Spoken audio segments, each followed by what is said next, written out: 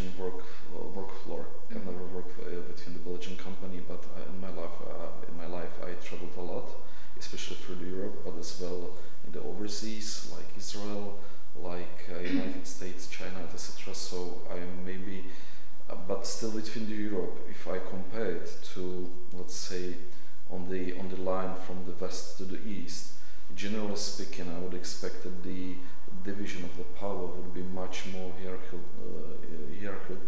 in the Czech Republic compared to Belgium.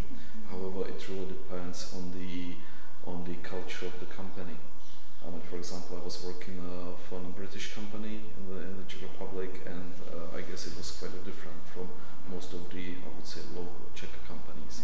However, this is my assumption, simply that the power distribution would be more concentrated, I would say. And different in what kind of way? What were the things that you noticed were different? For example, between the British company and the Czech. Again, it was I would say, a special British company because the work floor or the people who worked there were it was quite international mix. So it wasn't again a typical British company. However, I would expect more kind of less role playing in the British company compared to the Czech Republic. Okay. How long were you here in Belgium? Just to know. Just a couple of months. Quite. I arrived quite recently, and as well between this period of, let's say, 3 months. I have as well spent some time back in the Czech Republic and as well went to the United States, so not all the time here in Belgium. Okay. Just also about the power distance, but on the base of education, the relationship between a teacher and a student, how is that? Is it different from here? Is it acceptable to know something about the private life of the teacher and vice versa?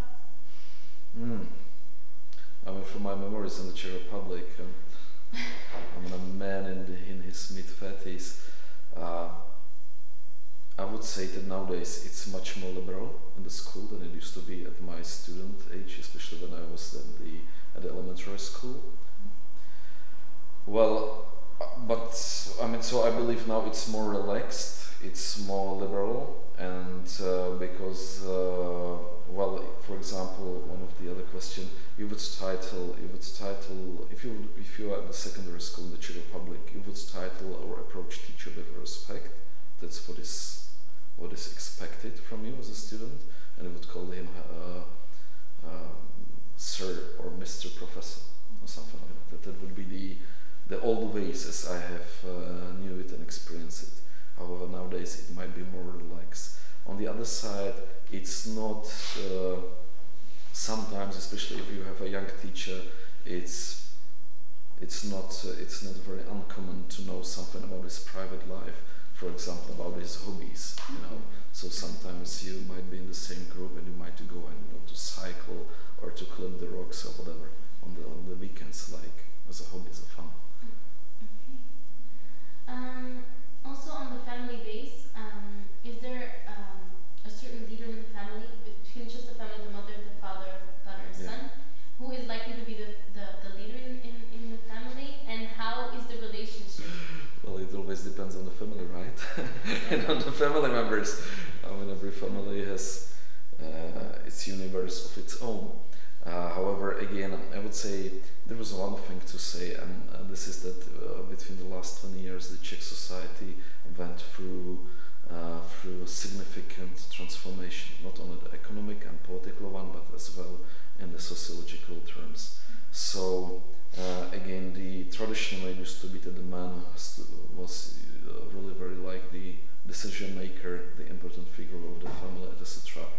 And he would as well be responsible for financial, let's say, maintenance or financial support of the family. On the other side, women, we really don't have much of the housewives, meaning that they would only stay at home and care of the children. Even the women or wives would have their own career path. So But back to your question, I would say that the power division between the family and the role playing used to be much stronger in the past than it's nowadays. I mean, if I would be founding my own family, I suspect there would be much more negotiation about different stuff. But again, it depends on me how, and of course my partner, my future wife, how we will kind of find a solution or set up the things. Okay. And in the family now, is it like, for example, the actual family in Czech, so not especially your family, but is there something like it's the man that said we can do this or not, or do they choose that together with his wife? I would expect that most of the time would be the deal between those two. They would have to both agree. I mean, of course, at the end of the game, there must be always someone who really decides. But most of the times, I suspect that the model would be they would have agree on that. Also on the business side, if I looked at how Belgian companies work, for us it's very the distance is not very big because as an employee you can contradict your boss, or if you have anything to say or have an opinion about something or about a project you're working on, you can easily express those feelings and easily express your ideas. Is that also within a Czech company, or are they more like, this is my job and I only focus on that, I will not contradict my boss, or want to be engaged in the project as much as I... It really depends again, because each company has its own culture. I mean, if you look to the company which will be working in the IT sector, founded by younger guys who are now in their mid-30s as me, so then the company would be much more liberal. They would listen to the employees. They would be more interactive. If you would have a look to another sector, some more traditional, such as mechanical engineering or something in the countryside, then I suspect that the power division, you wouldn't contradict your boss too much because he's the owner, blah blah blah. However, I mean, because I'm living in Prague, though I'm coming from different part of the country, from the rural side, but I'm living in Prague.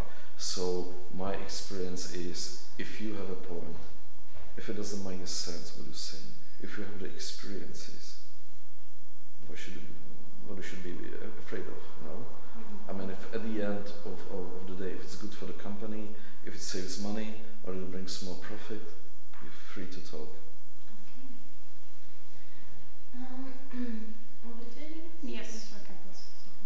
So the second dimension that he talks about is individualism versus collectivism. So just the way the culture is, for example, if you grow up as a kid, you can grow up in a community where it's encouraged to have your own opinion from a very young age, and then if you grow up to be very independent and do your own thing, and there are cultures where that's absolutely not, where you grew up having the opinion of the other ones around you and growing up in a very close community where you feel pressure. And where does Czech... I believe we are quite fastly shifting to the first model. I mean, quite a liberal. Again, I suspected when my older sister, which is like 10 years older than me, was growing up, so simply she experienced more this traditional way, especially because we've been living in a village, and so the environment was much more conservative over there. But there are certain aspects in this time Czechoslovakia and now it's Czech Republic. In a way, the Czechs have been always quite a liberal. Yeah. So, for example, it was pretty common for the girls to take care of themselves, in meaning of finding a job, building their career, etc. Not just waiting for a prince on the white horse to come over and bring the luck and fortune with him. So, Yeah, but yeah, as I'm saying, I believe that we are very, very liberal society. Are shifting that way. Mhm. So another question about that topic. For example, if there are some problems, national problems in your country, will people try to go together and to protest, or is it like no, we just wait, or Well, in the traditional Czech society is a bit of passive. You know, we are still at the stage of building the citizen society, so people would be active. They would, I don't know, express their opinions more publicly. They would, I don't know, more demonstrate or whatever. However, in the last 3 years, we have seen some demonstrations in Prague, but to the European standards, they've been quite modest, quite peaceful, not too many people show up. But I don't think. Well, so basically, we are definitely. I mean, with people of my age or my generation coming now to be the decision makers, or you know, simply climbing up the ladder in the society. I believe that we are quite more open, because most of people of my age, they would either study or lived or worked abroad, and they would bring new ideas and new approaches back to the Czech Republic. So again, things are quite shifting to the right way, in my opinion. However, Czech society as such, we have kind of tradition of negativism, saying that always the guys at the up, they are bad ones, and you know, most of the Czech people, they would be traditional Czech people, they would be just, you know, complaining over the pint of beer in the pub, and they would have a couple of beers, talking about the world, how bad place is it, and they would go home, have a sleep, and tomorrow back to work. So, but however, I believe this is quite changing right now. I mean, I was involved in the process. I was quite active in a certain public way back in the Czech Republic. So, and I could see, especially in 2010, a really kind of shift up in the activism of the society. And do you find Brussels more collectivist, or the Czech Republic more collectivist? In the point of when there is a problem, do they all come together, try to find a solution, or do they go to protest? I know it's really difficult for me to judge that or to compare that, because I'm here so recently based in Brussels. However, what my feeling is so far is that Brussels as our francophone community is kind of not the same, of course, but have certain similarities to the French society, where, of course, to go on the strike or demonstration is a quite a popular thing. So. Okay, I still would like to ask one question about that topic. Again, about the family. When, for example, in your family, your grandmother or your mother is really old, do you have the habit to, I will not say put them in a senior house, yes, place them in a senior house, or is that like negative if you do that in your country? Is it socially acceptable?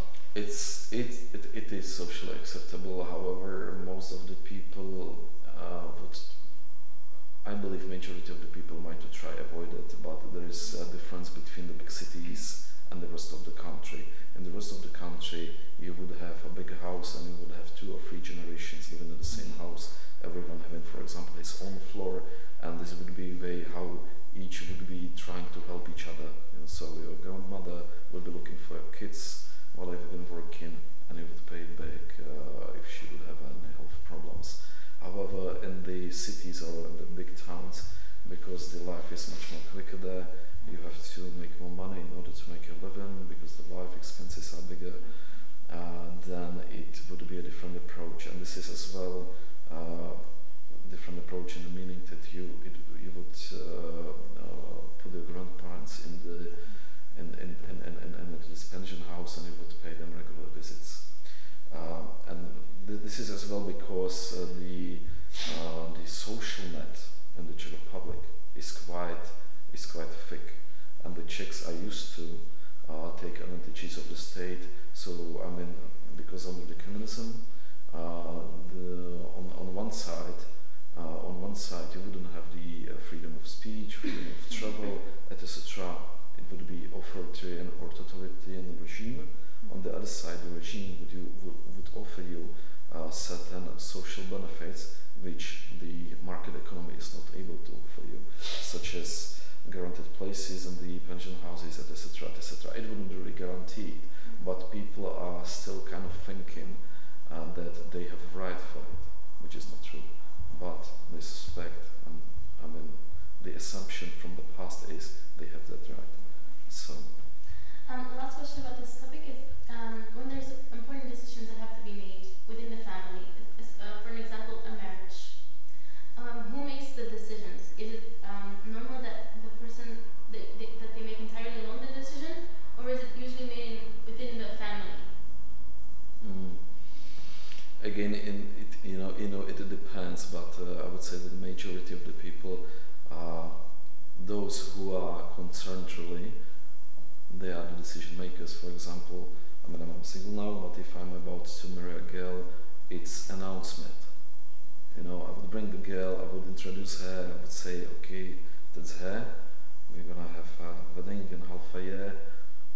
Do they have a say? Take it into account, and I mean, they can say whatever they like, but they are not a decision maker. No. Okay. I think now can do The third one is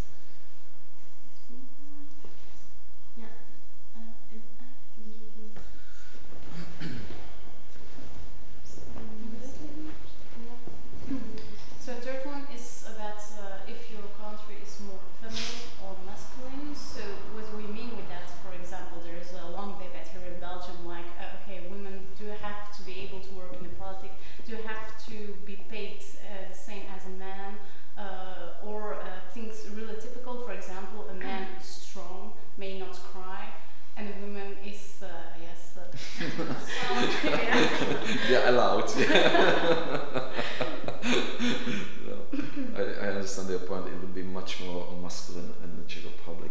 Again, what helped me to understand my own country and the Czech culture was the experience which I made while living or studying in different countries in Europe. For example, I have when I was at the university, I have spent some time in Ukraine, in Kiev, because I worked there for the United Nations, and it was in 2003. And prior to that date, I have maybe 5 or 6 times worked and lived as a student in different Western European countries or United States, and it was quite interesting to compare, for example, the American culture and the way people behave in the United States or in Great Britain or France, with the way how the Ukrainians are behaving, and I could understand that we are somewhere the midway shifting to the West. So now the Czech Republic compared to the Belgium would be much more masculine. Can you give some typical examples? For example, the girls in the Czech Republic, I believe, are much more straightforward, much more independent, and much more. It's pretty normal for the Czech girl to, of course, to be married, to have a kids, 2 kids, but still to keep her own independent career path. She wouldn't be following her husband, but she would be developing her own life, which is good for her, of course, because. And this is again coming out something out of the past, because if you would look to the 50s or 60s of the last century, you would realize that maybe 95% of women in the Czech Republic, they would have their own job. And at that time, Czechoslovakia, which was not quite, I believe that even if we would compare that to Belgium, we would find out that the employment of the women even nowadays would be much lower, because perhaps part of the women are really staying as the housewives, which is not very common in the Czech Republic. And it's not just about that the family couldn't financially afford that only husband would be working, but simply it's not the model which we have in the country, and I believe it's pretty good. Of course, we have still some problems with inequality, that even at the same position and in the same job, women might get paid less than men, for example, by 20%. So this is something to perhaps to work upon. But in a way, a feminization in the Czech society is quite developed. It's not like a Scandinavia, because I can again compare, because I was studying for a year in Helsinki, so the feminization is up there at a much higher pace developed than the Czech Republic, but I mean, again, compared, for example, Czech Republic to some of the traditional societies in the Mediterranean area, such as Italy, Spain, Portugal, Greece, I believe that the position of the Czech women is much more promoted in the Czech society. Also, another question is it socially acceptable for the women in the household to earn more than a husband, or is it still a little bit of a taboo? Well, really depending on the man, how does he reacts to that, but it's acceptable. I mean, well, I mean, you probably wouldn't talk too much in public that your wife makes more than you do, or I mean, it wouldn't be a publicly available information, but it might happen, and so now we have kind of breakthroughs when, for example, of course, the women deliver the baby, but it might happen that the family makes a decision that the lady makes more money than the man, so he stays with the kid and she works. But it's not quite usual, but it's starting to happen. And is it acceptable? Is it something normal? Well, in the big cities, yes, but if you would do that, the same thing somewhere in the countryside, it would be then to go to local pub, I suspect you might have some remarks from the other guys. Okay, so the fourth one is the uncertainty avoidance. It's just that, for example, the Belgian people tend to save more than the Czech people, and that's because they're very uncertain about the future and they react to it in that way. Do Czechs feel the same way, or are they more laid back or easy going with the future? Don't they mind it, or just because if you see the difference between a Spanish family and a Belgian family, you can easily see that a Spanish one is very easygoing, doesn't think about it, just when Until it hits. there is a trouble. Yeah, And then until there is there's a trouble. How is that with the Czech? Well, I can answer that question, but when I was reading the draft you have sent me, I was just curious, what is your assumption, or where did you find the data that the Belgians are saving more money than Czechs? No, It's per capita, or is it like the percentage of their salary, or? Yeah, the percent of the salary, the how much that they make, the percentage of that, how much do they save of that? And the Belgium is, I think, in the top 5 of the European countries. I know Czech was not in the Czech Republic. It was not in the top 5 at all. Well, it might be concerned something to, let's say, the income per capita. It's not about that the Czechs would be easygoing and not planning and kind of living on the sun and having a good time all the day. No, I mean, well, Czechs as a society we are Slavs, but we've been for the long time under the influence or quite interacting with the German culture, either from the Austrians or from the Germans, and I believe this has really left some footprints into the society. So Czechs are really very careful about the spending, really planning. For example, if you would compare how much, I mean, it's still not quite common to take a loan just, for example, because you would like to buy a better sofa or a better TV or furnish your apartment in a better way. I mean, because we would rather save the money, and once you got the money, you can buy it. So if the Czechs don't save too much in that survey that you have mentioned, it's probably because that a much higher part of their salary is going just for the basic support of the family, meaning you pay for the bills, for the food, and simply those expenditures which are really necessary. I mean, so statistically we might to save less, but I would strongly support the idea that the Czechs are really responsible, thinking and long terms, etc. For example, if you would look at how the country Czech Republic is in debt compared to its annual GDP, we are somewhere at the 40%. While, for example, Belgium is on the 100, and also I believe the finances are quite carefully watched in the Czech Republic, and right now we have the government, which I support, which is really like close the pipelines, really like, guys, we cannot afford it. So simply my message is that the Czechs are quite careful about their financial balance, but if they don't manage to save, it's just because much higher proportion of their salary must cover the really necessary stuff. Another question: do they think in the Czech Republic about the future, the far future? Like, for example, an 18-year-old girl or boy, do he think or she think like, I have to save money for owning a house, or is it look like more like I will just rent a house? It's not really important to own your house. Actually, I believe that the percentage of I will give you my own example. I've been renting or living in a rented apartment like for 3 years in the Czech Republic when I finished my studies. But as soon as I could afford to get a mortgage, I bought my own apartment because everyone is counting on money, and I could simply calculate that if I'm renting anything, I'm just literally throwing money out of the window. While if I get a mortgage, and I can at least repay part of my debt, so it's much more effective for me.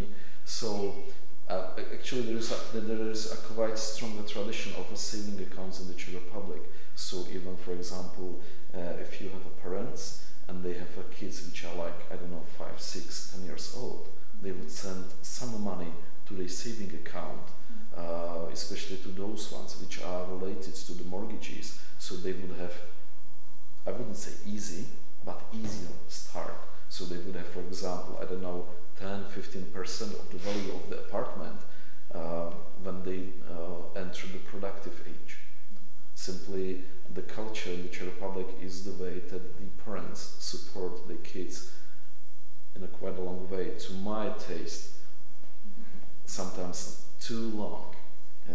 For example, again, if I can compare, when I was as a student staying for a couple of months in Israel, I could see that there is a quite normal that even like 15, 16-year-old kids, they leave the family and they start to live on their own, which is one of the greatest school which you can get in your life.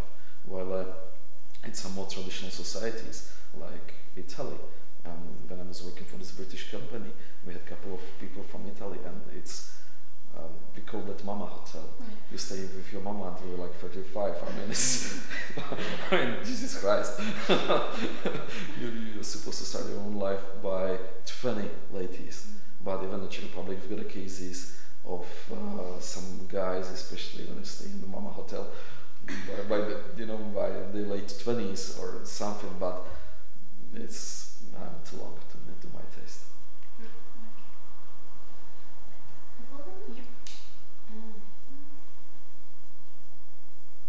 The last one is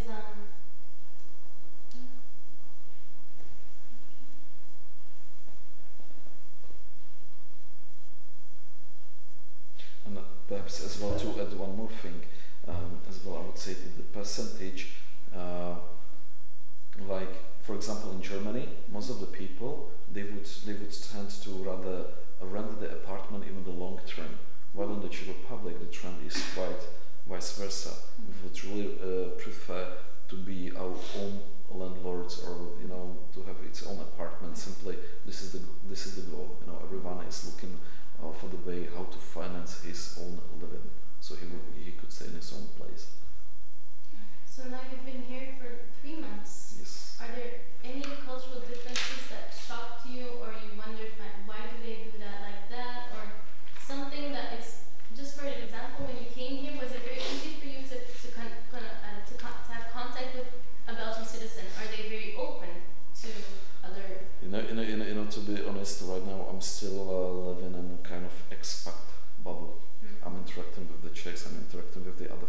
not so much for the Belgian people so far. So it's difficult for me to judge how are they open to if a stranger approaches them on the streets, or not on the street, but I don't know, in the bar or somewhere. However, my general feeling is that, again, compared to Czech Republic, the Czechs are sometimes quite, I mean, typical Czech man would be quite kind of closed, quite difficult to approach. He wouldn't be very, bubbly personality, speaking too loudly in the public. On the other side, if you make a friend from a Czech person, it's simply something you can perhaps count on. I mean, for example, it's not like popular, or I wouldn't have too many friends, but if I have a friend, it means something. I can call the guy, tell him, look, I got this problem, I need your help, and I know that he will respond positively. On the other side, he knows that he can do the same to me. So my assumption is that the general speaking people are more, I would say, more easygoing here. They are more plus gentils. Ici, it's more difficult to break the ice in the Czech Republic. However, I'm not sure on the other side that if I make a friend here with Belgian people, I'm not sure what does it really mean. Yeah. If we are just friends, that we can say hello to each other and perhaps share a pint of a beer from time to time, over there it means something like, yeah. I would like to ask a question back about culture of the Czech Republic. By which culture you think the Czech Republic has been more influenced? As I have said, it really depends. I mean, well, it doesn't depend. Well, again, geographically, if you look at the map, and if you think about the history of the country, we share a lot with Austrians, perhaps even more than we like, in some aspects. So, because we had, for 300 years, we've been in the same empire, and even if the previous 40 years under the communist regime, we've been quite isolated country, you can still see the similarities, either in the cuisine, then as well how the administration, public administration works, etc.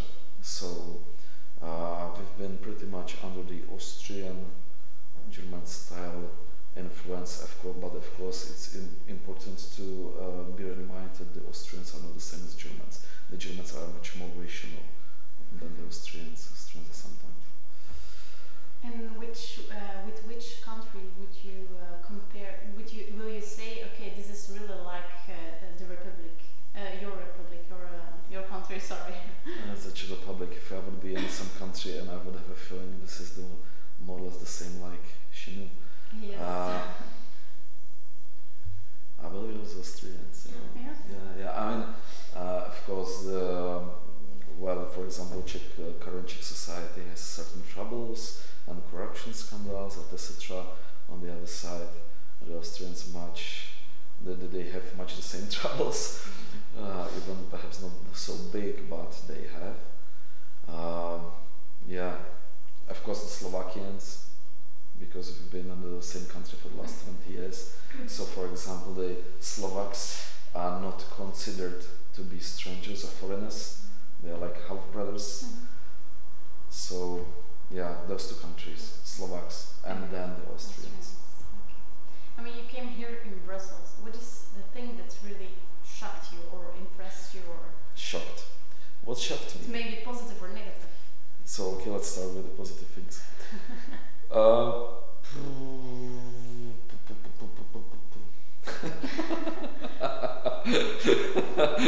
I should have read those answers. Well, what I liked was some of the parts of the town, some of the public parks. Yeah. Is there something really different than in Prague, for example? I mean, not the way. What surprised me was the way you collect the garbage. I mean, like that you put your bags outside of the apartment, then it stays for a couple of days before someone take it, and then it's first it's paper, then it's plastic, then it's mixed, so there's always something on the street. Yeah, this is really a problem here in Brussels. Yeah. Yeah. So this is which was like, okay. How does it work in the Czech Republic? You have containers, and you have either those ones which have for the mixed, but as well you have of course those ones which are for the paper, plastic, glass, then the cans, etc. So we we are not on the top between the European Union, but we managed to separate lots of waste in the Czech Republic. So and it's quite coordinated. The way they collect it, it's quite coordinated. So you've got a big garbage cans, empty the container. That's it.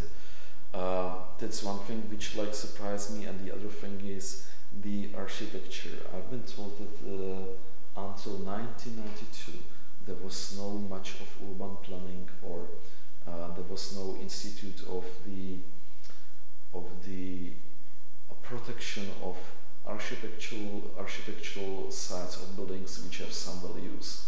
So you could demolish the building, and no one would tell you anything about it, which like really surprised me, because in this aspect it's quite strict in the Czech Republic. For example, my grandmother and my cousin, which is now living in the same house, they have a house somewhere in the eastern part of the country in a very historical town, and they are between the city walls in the quite historical center, not in the Grand Place, but in the historical center. And when they wanted to remake or renovate the house, they really had to follow quite a strict rules how the house can look like from the outside, and as well they had to follow some strict rules what they can do inside of the house, because it's a historical site. Take it or leave it. This is the way it is. We need to preserve it for the next generation. If you don't like it, sell it. Yeah. So, and here I mean, especially the center of the Brussels has been kind of. I mean, we could have those nice glassy and steel houses somewhere on the edge of the city to make some kind of European district, to build a tram line there or metro. So to my taste, it's a pity that the Belgian or the Brussels authorities didn't manage to preserve the historical beauty of the town. Because, for example, if you're in Prague, if you are in the old town, you are in the old town. You can walk between the old town, like for the half an hour, 1 hour, 2 hours, you're still in the old town. So here you've got the Grand Place, it's nice, perfect, but then you have just 2-3 streets around it, that's it.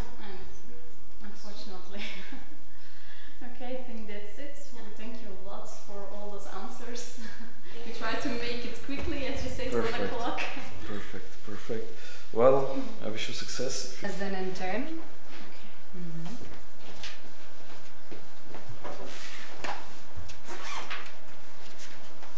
Okay.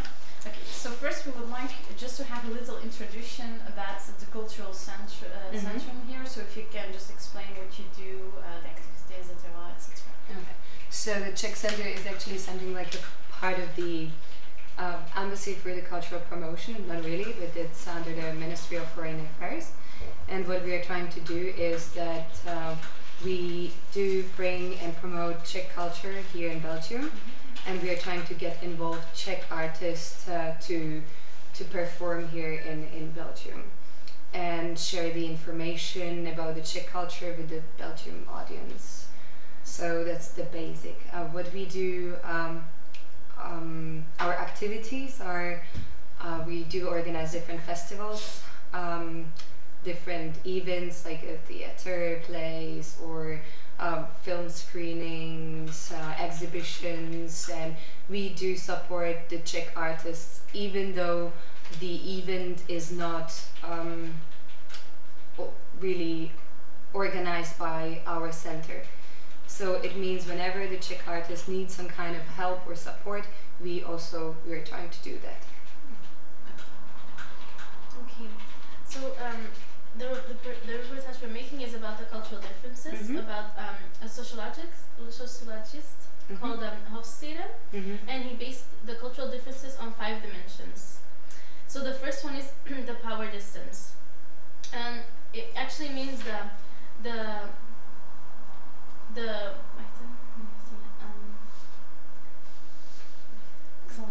so the power distance, for example, the power distance between your boss, if there is a difference in Brussels here, or is there a big distance or a small distance, or in a family, how are the relationships, etc.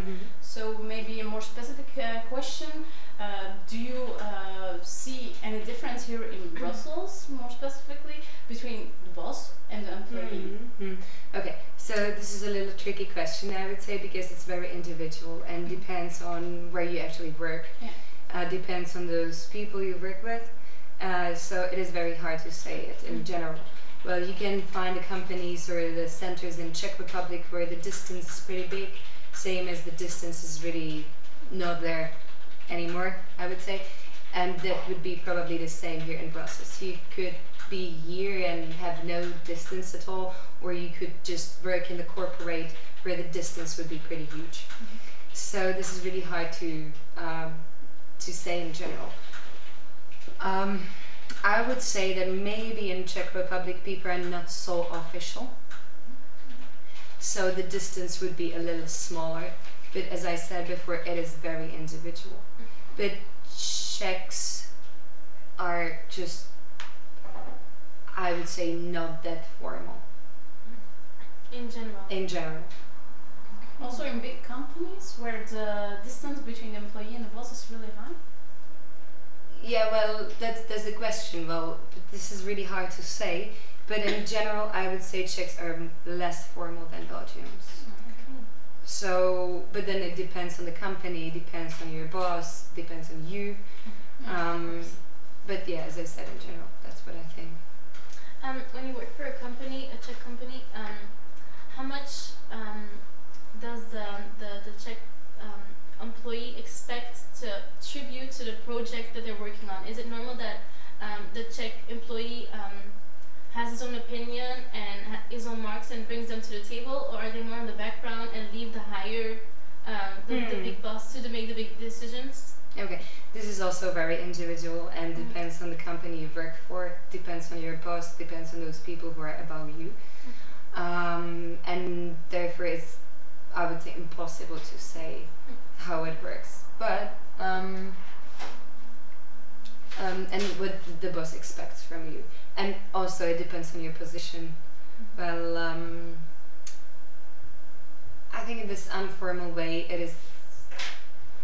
it's tricky because sometimes when you don't have such a formal environment, then you can share it a little easier, your thoughts or ideas, but then they are not accepted that much in a professional way.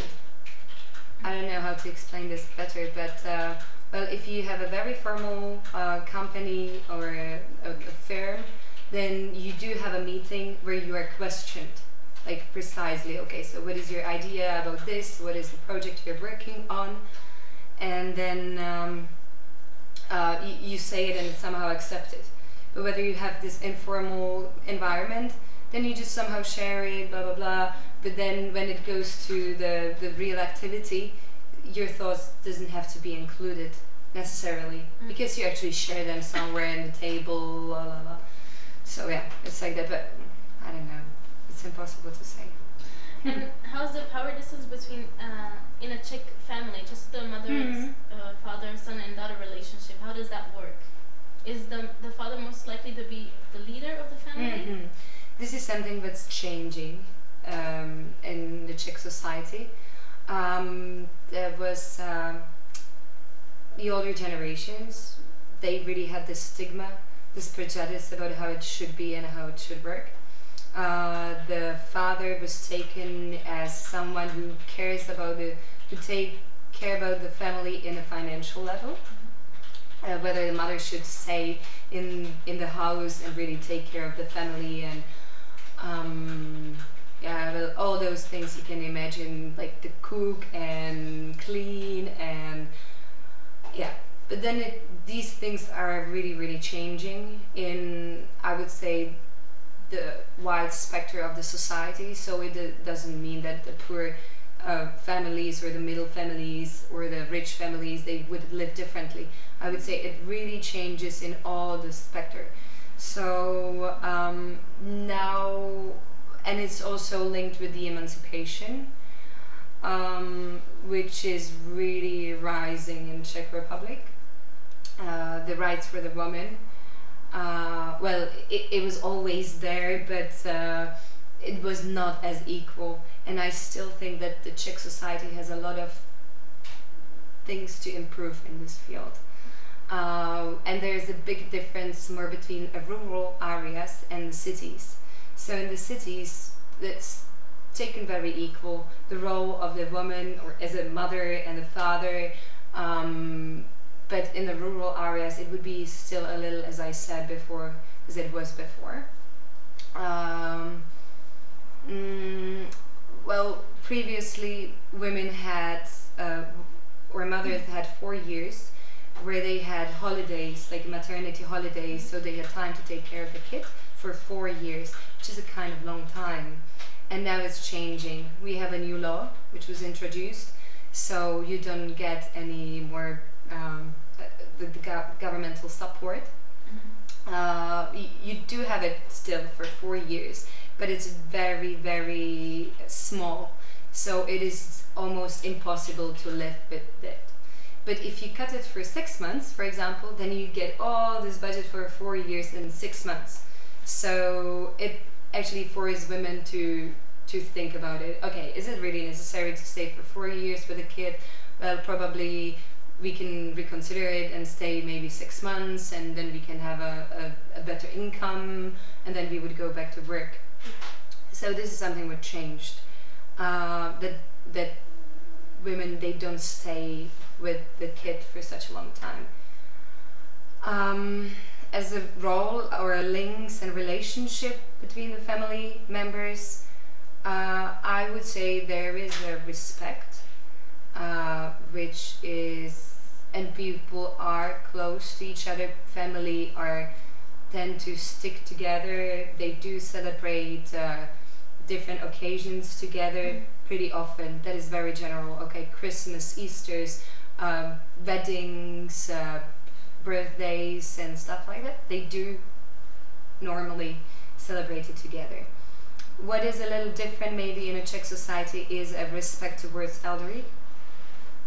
It's a little, well, the Czech society perceive elderly people as, I'm really sorry to say this, but I really think so, as like, okay, you don't work anymore, you bought a system, we don't have money, you get the social support and you still complain and blah blah blah, and they just put them on like another, like a little aside, which is not fair, and you can little see it in the family as well. So you have a cultures where elderlies are really respected. They're taken as those wise ones, and you do listen to them. But in Czech society, this is not really true. I wouldn't say that we treat them badly, and in the families there is this respect, but it's not as much as in like different cultures, I would say. And also the point that Czech Republic is a not religious country. Those ties between the family are a little different than they would be in the country where the religious plays its role.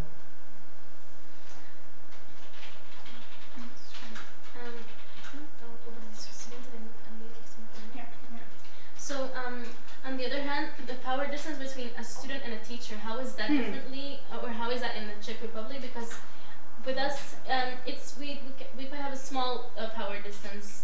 I go to college and I can see my professor in the hallway, have a small talk with him, know about his interests and all that stuff. Is that possible in Czech? Not really. Also depends what school you choose or your university, but in general this is very kind of impossible. Depends on the professor as well, but you usually, well, during the primary school, you don't have a friendly relationship with your teacher. It's not happening. Then when you go to the high school, it's again not happening. The teacher is a teacher. It's not supposed to be your friend, not at all. If you have a trouble, you barely go to your teacher or to your professor. Well, you have one teacher which is kind of given to the class. So if you have a trouble, you go to that one particular teacher, but not to others. If you do have a trouble, usually your parents go to the school and talk to the director. You wouldn't go to the teacher. And at universities, teachers barely know your name, or that you actually attend the classes of that teacher. I can really hardly imagine to be in the hall trying to say hello and talk to the teacher. It would be mostly like you have to call, email, make an appointment, and then maybe if they reply, can talk to them.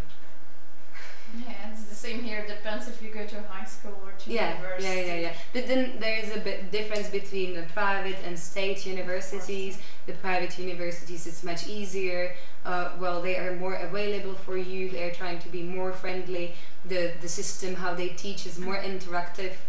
But in state universities, it's really not interactive. The teacher comes, says what he has or she has to say, and leave, and that's it. Yes. So the second dimension is individualism versus collectivism.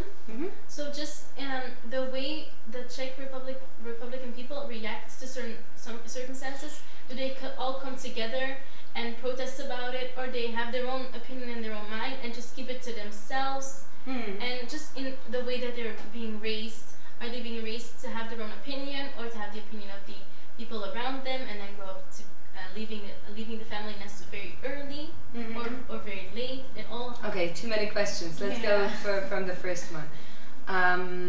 So the first one was? If it's collectivist or individualist. In the way of that they could if there is a problem get together. In the country. Well, if there is a problem in the country, people usually are very individualistic.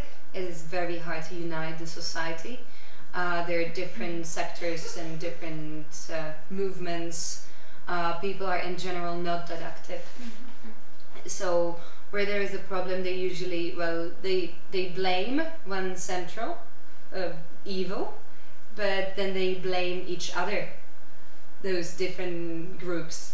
So it's impossible to unite, and that's actually the kind of a problem why nothing's really happening or moving or being pushed forward, because people are not able to work together. That is very clear. So that, and the second?